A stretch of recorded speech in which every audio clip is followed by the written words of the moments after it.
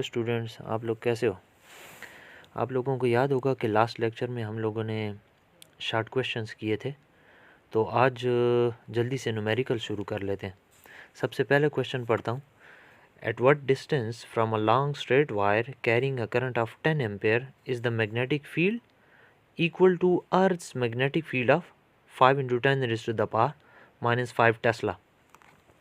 कहता है कि कितने फासले पर ज़मीन का मैग्नेटिक फील्ड जो कि इतना है, और एक कंडक्टर से अगर 10 एम्पेयर का करंट पास कर रहा हो तो उससे कितना दूर चले जाएं, कितने फासले पर हों कि इतना मैग्नेटिक फील्ड निकले।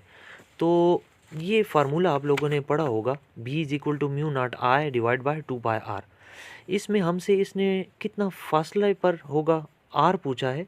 म्यू नॉट की वैल्यू जो कि कांस्टेंट है, ये थ्योरी में बताई जा चुकी। करंट की वैल्यू क्वेश्चन में दी हुई है, मैग्नेटिक फील्ड की वैल्यू, मैग्नेटिक इंडक्शन की वैल्यू, मैग्नेटिक फ्लक्स डेंसिटी की वैल्यू आपको क्वेश्चन में दी गई है। तो आप लोगों ने सिर्फ इस इक्वेशन के अंदर ये वैल्यूज़ पुट करनी है, कैलकुलेटर आपको ये आंसर दे देगा। नेक्स्ट क्वेश्चन देखते हैं। नेक्स्ट क्वेश्चन में कहता है along solenoid having 1000 turns uniformly distributed over a length of 0.5 meter produces a magnetic field of 2.5 into 10⁻⁻³ Tesla at the center. Find the current in the solenoid. देखिए solenoid का नाम इस्तेमाल किया गया है, उसके अंदर 1000 टर्न्स हैं। उस 1000 टर्न्स को लपेटने पर जो टोटल लेंथ वजूद में आती है सोलिनॉइड की वो 0.5 मीटर है। ये लेंथ ऑफ द सोलिनॉइड है। और जब करंट पास करता है उसमें से तो उसमें जो मैग्नेटिक फील्ड प्रोड्यूस होगा एट द सेंटर वो 2.5 इंटू 10⁻³ कहता है कि ये कितनी करंट पास होगी जो इतना मैग्नेटिक फील्ड प्रोड्यूस होगा। ये भी बड़ा सिंपल है। आप तो ये देख लें, नंबर ऑफ टर्न्स हमें क्वेश्चन में गिवन है, लेंथ गिवन है, मैग्नेटिक फील्ड गिवन है और करंट मांग रहा है। हम लोगों ने एम्पेयर्स लॉ के एप्लीकेशंस में magnetic field due to a current carrying solenoid के लिए ये डिराइव किया हुआ है, जिसमें म्यू नॉट की वैल्यू अभी बताइए 4π इंटू 10⁻⁻⁷ नंबर ऑफ टर्न्स पर यूनिट लेंथ ये स्मॉल n है। मैं इसको यूँ लिख रहा हूँ क्योंकि मुझे जो गिवन पैरामीटर हैं वो कुछ इस तरह से दिए हैं कि मुझे ये n को ओपन करना पड़ेगा। तो small n equals capital N divided by L। Small n को बोलते हैं नंबर ऑफ टर्न्स पर यूनिट लेंथ। अब करंट चाहिए, तो करंट को छोड़ के ये बाकी सब कुछ दूसरी साइड पर ले जाना है। यहाँ L डिवाइड हो रहा है, उधर जाके मल्टीप्लाई हो जाएगा। यहाँ म्यू नॉट और n मल्टीप्लाई हो रहे हैं करंट I के साथ, तो ये उधर दूसरी साइड पर आपको डिवीजन में नज़र आएंगे। ये देख लें। अगला स्टेप जो है वो B की वैल्यू, L की वैल्यू, म्यू नॉट और n की वैल्यू यहाँ से उठा के पुट करनी है, आपको 1 एम्पेयर आंसर मिल जाएगा। ठीक, नेक्स्ट क्वेश्चन देखते हैं। तीसरे में कहता है कि a proton moving at right angles to a magnetic field of 0.1 tesla experiences a force of 2 into 10⁻⁻12 newton. What is the speed of the proton. अच्छा, प्रोटॉन ज़रा लफ्ज़ जहन में रखिएगा क्योंकि प्रोटॉन का चार्ज और प्रोटॉन का मास जो है उसकी ज़रूरत पड़ सकती है। तो चार्ज ऑन द प्रोटॉन जो कि E के बराबर लिया जाता है, और ये चाहे इलेक्ट्रॉन हो या प्रोटॉन हो ये उसकी वैल्यू है।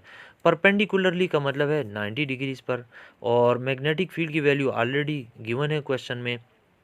कितनी फोर्स एक्सपीरियंस करता है वो भी गिवन है। कितनी स्पीड से मूव कर रहा था जो इतनी फोर्स लगी इस मैग्नेटिक फील्ड में परपेंडिकुलरली एंटर होने पर, तो वो स्पीड हमें फाइंड करनी है। तो जब कभी भी कोई चार्ज्ड पार्टिकल मैग्नेटिक फील्ड में एंटर होता है वेलोसिटी v के साथ, तो उसके ऊपर जो फोर्स लगती है वो इस फार्मूले से डिराइव की जाती है। तो मुझे q जो है वो मैंने कहा E के बराबर पुट करना था। नाउ मुझसे मांगा हुआ है E, जबकि v मांगा हुआ है।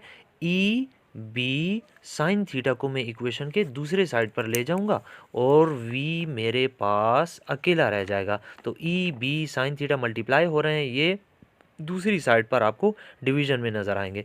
ये देख लें, f डिवाइडेड बाय ये 3 फैक्टर। तो अब अगला स्टेप जो है वो इसमें वैल्यूज़ पुट करना है। वैल्यूज़ पुट कर लेंगे। Force E B sine theta तो डालें या ना डालें फ़र्क इसलिए नहीं पड़ना क्योंकि साइन 90 डिग्रीज 1 के इक्वल आता है, तो मुझे मेरी रिक्वायर्ड वेलोसिटी की वैल्यू मिल जाती है।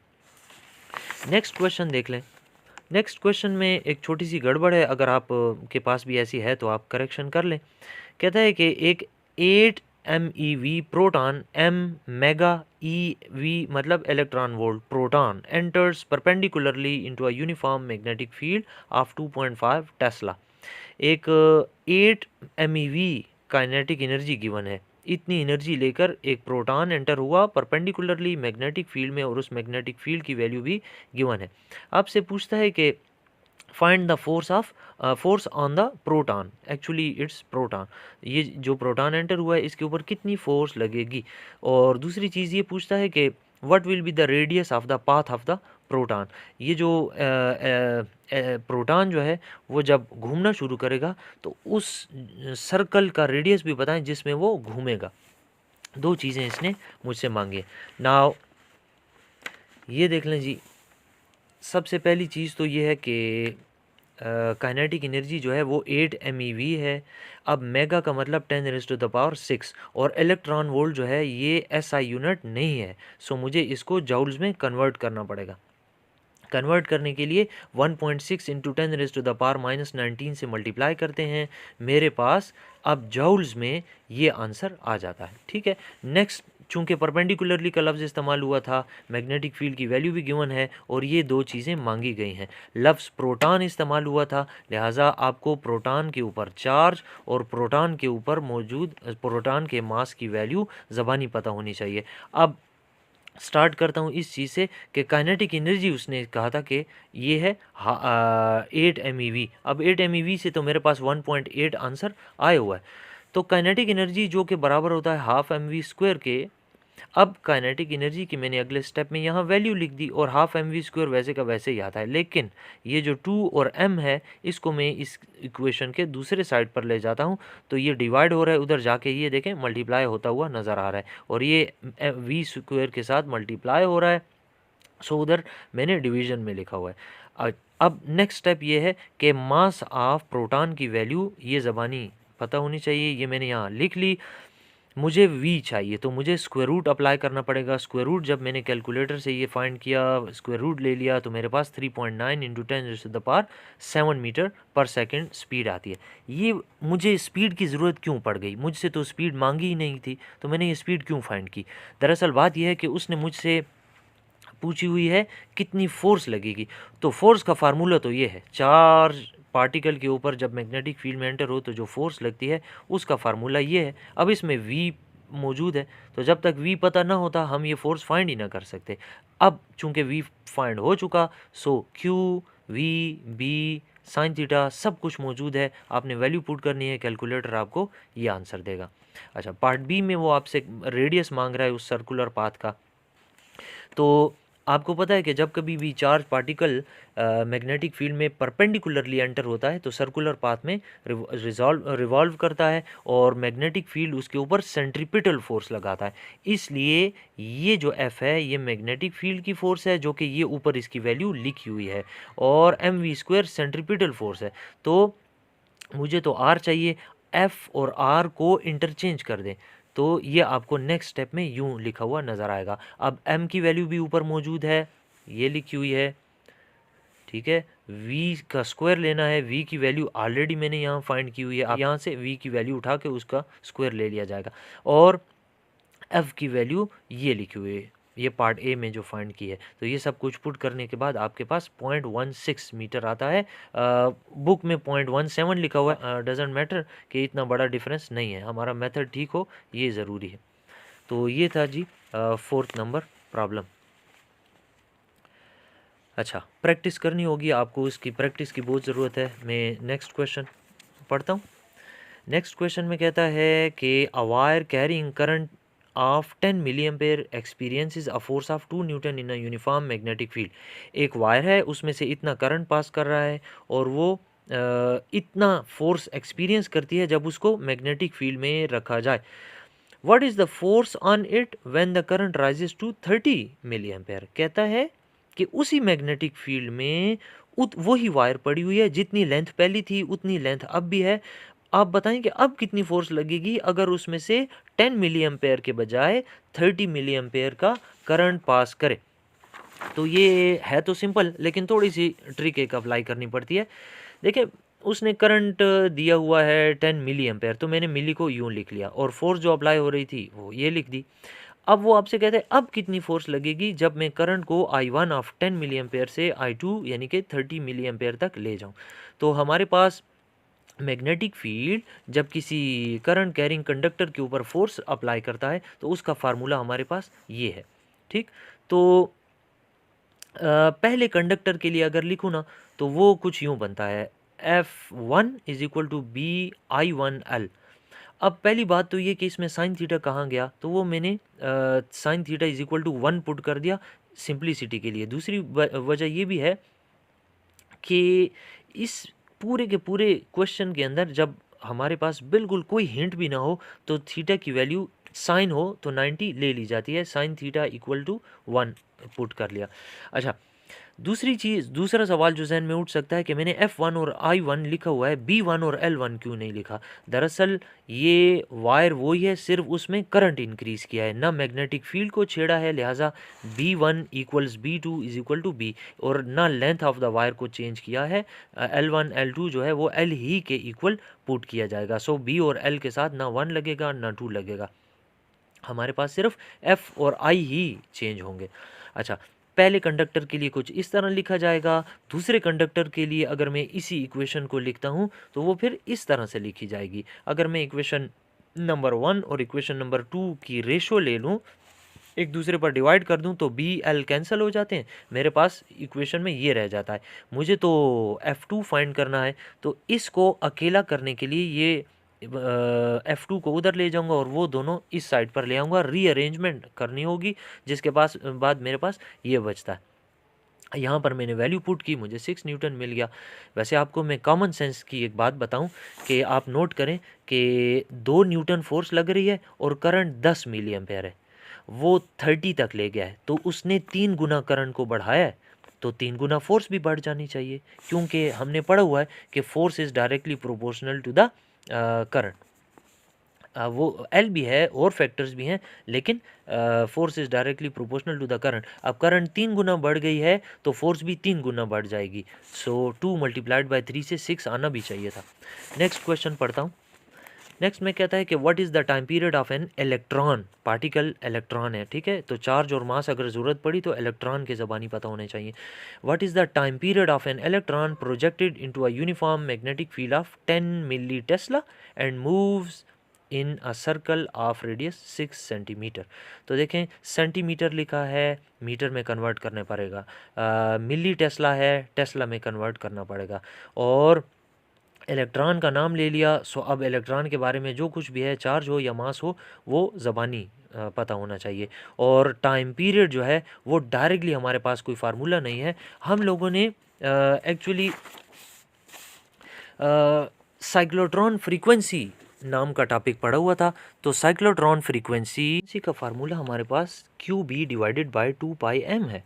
हमसे टाइम पीरियड मांगा है, मैग्नेटिक फील्ड हमें गिवन है, मैंने उसको मिली से कहा कि मैं ऑलरेडी कन्वर्ट कर चुका हूँ, और आर की वैल्यू मेरे पास रेडियस की गिवन थी, सेंटीमीटर को मैंने मीटर में कन्वर्ट कर दिया, थीटा की वैल्यू 90 डिग्री हो गई। अब मास ऑफ इलेक्ट्रॉन और चार्ज ऑफ इलेक्ट्रॉन मैंने ऑलरेडी यहाँ पर लिख दिया याद दहानी के लिए, या मास ऑफ द इलेक्ट्रॉन 9.11 है। अच्छा, अब फ्रीक्वेंसी जो है वो बराबर होती है 1 डिवाइडेड बाय टाइम पीरियड, तो मैंने F की जगह कुछ इस तरह से लिख दिया। अब मुझे तो T चाहिए, 1/T नहीं चाहिए, सो मैंने रेसिप्रोकल ले लिया। रेसिप्रोकल लेने का मतलब है दोनों क्वांटिटीज़ को उल्टा कर दिया, तो यहाँ पर T आ जाएगा और वहाँ पे QB/2πm के बजाय 2πm/QB आ जाएगा। अब मैंने EB क्यों लिखा है, क्योंकि Q is equal to E for electron, 1 electron तो 1E, 2πm/EB सब की वैल्यूज़ पुट कर लें, आपके पास ये आंसर आ जाएगा। अच्छा, 7 नंबर क्वेश्चन पढ़ता हूँ। उसमें कहता है कि 0.2 metre wire is bent into a circle and is placed in uniform magnetic field of 2 Tesla. If the current in the wire is 20 milliampere, then find the maximum torque acting on the loop. अच्छा, इस question के अंदर भी एक छोटी सी गड़बड़ है, यहाँ मिस्टेक हुई हुई है। अगर आपके पास भी है तो आप इसको करेक्ट कर लें। अब मैं क्वेश्चन समझाता हूँ। कहता है एक वायर है, उसकी लंबाई इतनी है 0.2 मीटर, उसको घुमाकर एक सर्कल सा बना दिया और एक सिंगल लूप उसकी बना दी। अब उसको एक ऐसे मैग्नेटिक फील्ड में रखा जिसकी वैल्यू जो है 2 टेस्ला है और उसके अंदर से पास होने वाले करंट की वैल्यू 20 मिली एम्पेयर है। तो आपने ये बताना है कि कितना मैक्सिमम टार्क उसके ऊपर एक्ट करेगा। तो सबसे पहले पिक्चर देख लें, देखें पूरी लेंथ थी, इस पेन को देख लें, इसको घुमाकर गोल कर लें तो ये बन जाएगा। अब इसकी जो टोटल लंबाई है यहाँ से लेकर यहाँ तक, वही इसका सरकमफेरेंस भी है।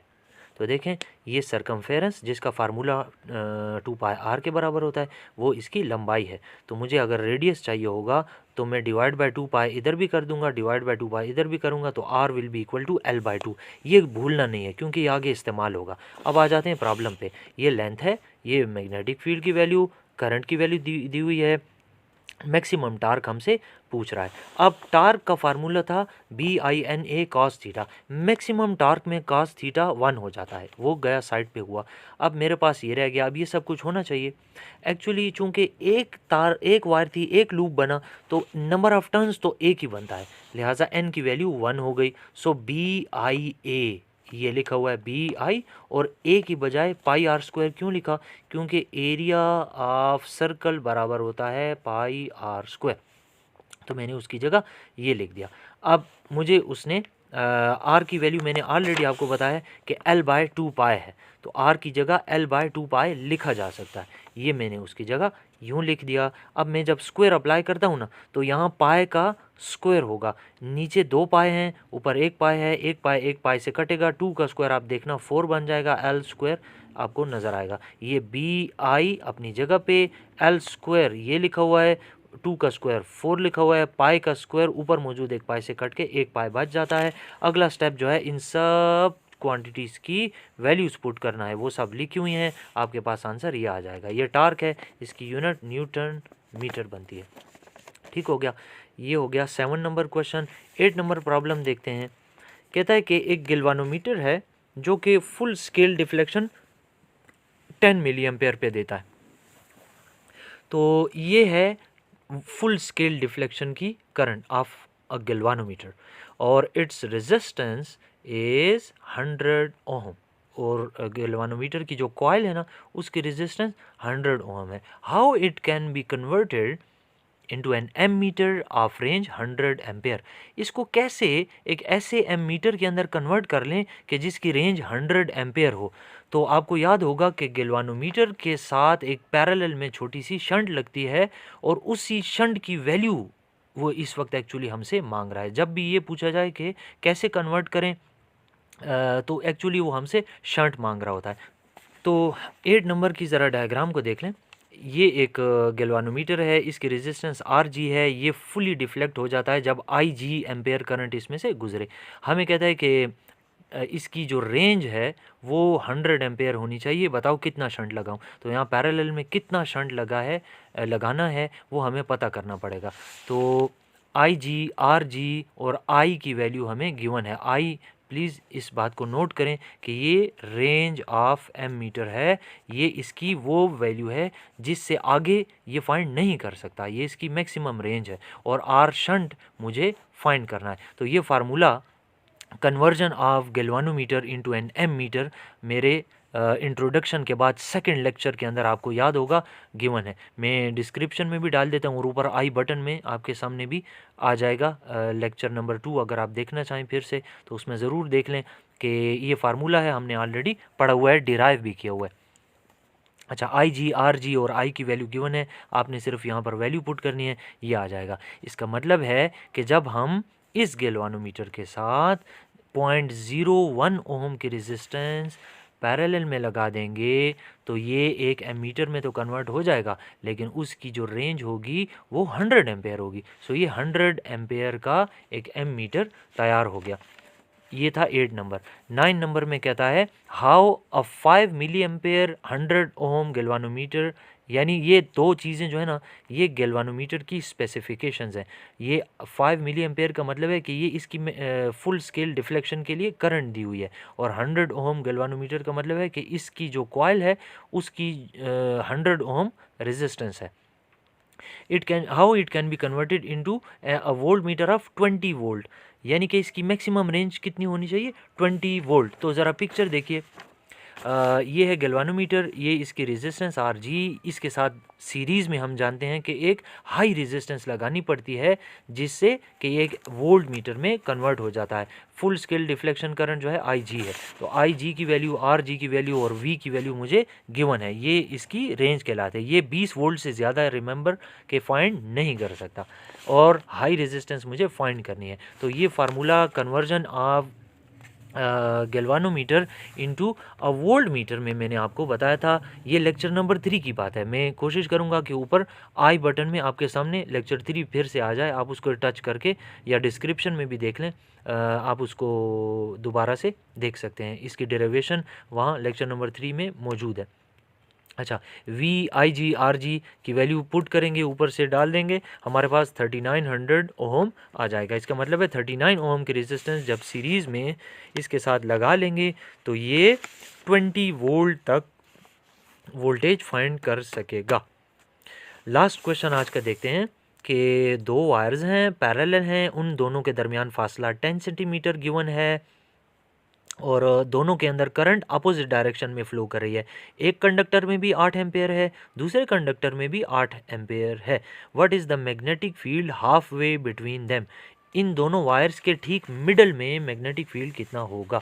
ज़रा पिक्चर पहले देखिए कि ये एक कंडक्टर है, इसमें से फ्लो करने वाली करंट I1 मैंने इसका नाम दिया, और ये ऊपर को जा रही है, दूसरी I2 है और वो नीचे को आ रही है। दोनों की वैल्यू जो है वो 8 एम्पेयर है। इन दोनों कंडक्टर्स के दरमियान फासला 10 सेंटीमीटर है, और आपको राइट हैंड रूल अच्छी तरह याद होना चाहिए कि जब कभी भी किसी कंडक्टर जो है उसके गिर्द मैग्नेटिक फील्ड फाइंड करना हो तो कैसे राइट हैंड रूल अप्लाई करते हैं। अपने थंब को करंट की डायरेक्शन में रखते हैं और राइट हैंड की फिंगर को रोटेट करते हैं। तो देखें, मैं राइट हैंड रूल अप्लाई करता हूँ, ये अंदर को जा रही हैं, तो ये मैंने क्रॉस से रिप्रेजेंट किया है। ये क्रॉस से इस करंट का मैग्नेटिक फील्ड रिप्रेजेंटेड है। ये 3 क्रॉस मैंने इस करंट के मैग्नेटिक फील्ड की वजह से लगाए हुए हैं, और ये चूंकि नीचे को जा रहा है तो राइट हैंड रूल के मुताबिक अगर मैं थंब नीचे को करता हूँ तो भी मैग्नेटिक फील्ड जो है वो यहाँ से एंटर होता है, मेरी फिंगर्स इधर से अंदर को जाएंगी और दूसरी साइड से बाहर को निकलेगी, क्योंकि ये नीचे को फ्लो कर रहा है करंट। तो अगर आप राइट हैंड रूल अप्लाई करेंगे तो इसके लिए भी मैग्नेटिक फील्ड नीचे को ही निकलेगा। और दूसरे लफ्ज़ों में मैं ये कहना चाह रहा हूँ कि मैग्नेटिक फील्ड इन दोनों करंट्स की वजह से अंदर की तरफ होगा। क्रॉस का मतलब है अंदर की तरफ, मिड पॉइंट का मतलब है कि 10 को हाफ कर दें। तो इस तरफ से जो डिस्टेंस है उसका नाम R1, उस तरफ से डिस्टेंस जो है वो मिड पॉइंट का R2 कर देंगे। R1 R2 चूंकि दोनों 10 को हाफ करें तो 5 आता है। तो अब ज़रा डाटा को देख लें। देखें, टोटल डिस्टेंस उसने दोनों कंडक्टर्स के दरमियान 10 सेंटीमीटर दिया था, मैंने उसको हाफ कर दिया तो 5 सेंटीमीटर आ गया। अब एक वायर से भी आगे जाएं तो मिड पॉइंट पर R1 हो या R2 हो, हम उसको R ही कहेंगे। और चूंकि 5 सेंटीमीटर है, सेंटीमीटर को 100 पे डिवाइड करें, 0.05 आ गया, ये मीटर में कन्वर्ट हो गया, SI यूनिट्स में आ गया। अब दोनों कंडक्टर्स में से जो करंट फ्लो कर रहा है उसको I लिखेंगे, I1 I2 के बजाय सिंपली I लिखेंगे, जो कि 8 एम्पेयर है। और नेट मैग्नेटिक फील्ड जो है वो हमें चाहिए, हाफ वे का मतलब है D/2 यानी R डिस्टेंस पे। अब टोटल मैग्नेटिक फील्ड बराबर होता है एक वायर की वजह से मैग्नेटिक फील्ड, दूसरी वायर का मैग्नेटिक फील्ड, और यहाँ पर चूंकि मैग्नेटिक फील्ड एक डायरेक्शन में था सो मैंने प्लस साइन लगाया। ये जो साइन है ना, सिर्फ एक लफ्ज़ चेंज कर दूं तो ये साइन माइनस में हो सकता है। कि अगर वो क्वेश्चन में हमें कहता कि दोनों एक डायरेक्शन में करंट जा रही है, तो उस सूरत में यह माइनस हो जाता और सिफर हो जाता आंसर। एनीवे इस वक्त तो नहीं है, तो मैंने ये फार्मूला अप्लाई कर लिया। एम्पेयर्स लॉ की शक्ल है mu nought I divide by 2/r। पहले के लिए I1 और R1, दूसरे के लिए I2 और R2। मैंने यहाँ पर दोनों के साथ R1 R2 लगा दिया, I1 I2 लगा दिया। चूँकि I1 I2 के बराबर है और वो I है, R1 R2 के भी बराबर है, वो R के बराबर है। सो मैंने अगले स्टेप में ना I के साथ 1 2 लिखा, ना R के साथ 1 या 2 लिखा। सो एक mu nought I by 2/r ये है, एक ये है, तो ये बन जाएंगे 2 times mu nought I divide by 2/r। 2 को 2 से कैंसिल कर लें, mu nought I divided by pi R आपके पास आ जाएगा। अब आपको नेट मैग्नेटिक फील्ड फाइंड करने के लिए सिर्फ म्यू नॉट की, करंट आई, पाई की और आर की वैल्यू पुट करनी है। ये सब कुछ आपके पास ऊपर पड़ा हुआ मिलेगा। और म्यू नॉट की वैल्यू मैं ऑलरेडी तीसरी बार बता रहा हूँ, 4×10⁻⁻7 यूनिट्स। तो ये मेरे पास आंसर आ जाएगा। ये था जी आपका आज का लेक्चर। स्टूडेंट्स अगले चैप्टर में मिलेंगे, चैप्टर नंबर 15 में। कुछ समझ ना आया तो आप मुझसे पूछ सकते हैं, और इन प्रॉब्लम्स की प्रैक्टिस करना बहुत ज़रूरी है। तो चले बंद करते हैं। अल्लाह हाफ़िज़।